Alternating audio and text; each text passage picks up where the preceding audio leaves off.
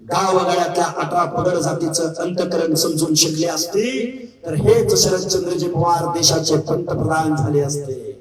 जरांगे पाटलांना ज्याच्या आमदारांनी खासदारांनी पाठिंबा दिला त्या माणसांना माझा सवाल आहे,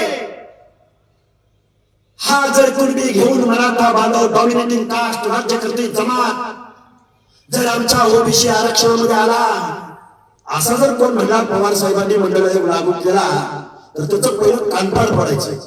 400 संस्थांचे अध्यक्ष शरद पवार आहेत. किती? आता isakal.com आहे देशातील नंबर 1 ची मराठी न्यूज वेबसाईट. प्रत्येक अपडेटसाठी isakal.com ला नक्की भेट द्या. हे आता तुम्हाला तुमचं कोण परक कोण हे कळायला पाहिजे. अरे पाहुण्या रावळ्यामधले पाहुण्याच्या बाहेर कारखान्याला जाऊ देणारे, कुटुंबाच्या बाहेर आमदार काय खासदार काय जाऊ न देणारे, कुटुंबाच्या बाहेर बारामती ॲग्रो असो नाहीतर वसंतदादा शिवारी इन्स्टिट्यूट असो नाहीतर रयत शिक्षण संस्था असो, 400 संस्थांचे अध्यक्ष शरद पवार आहेत. किती? 400. हाय ना, जरा बोलू ना. रयत शिक्षण संस्थेचा बायलॉज काय होता माहितीये का? झालं नाही, अडचण करू नका. अहो रात्रंदिवस बोलतोय, जीव चालला आमचा, आतडी तुटून गेली, कारण एकही आमदार बोलायला तयार नाही.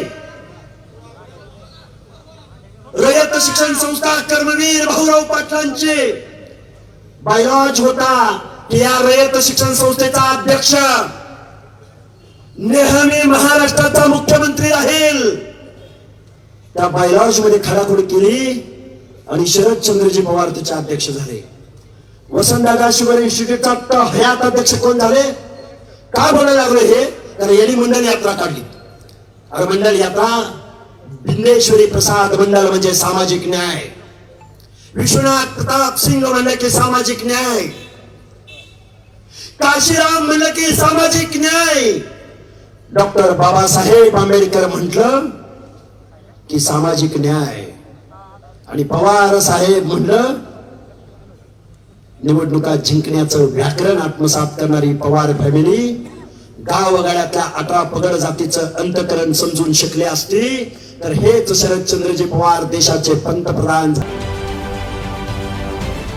महाराष्ट्रातील सर्व बातम्यांचे विश्वासार्ह व्यासपीठ. सकाळच्या सर्व सोशल मीडिया प्लॅटफॉर्मला लाईक, फॉलो आणि सबस्क्राईब करा.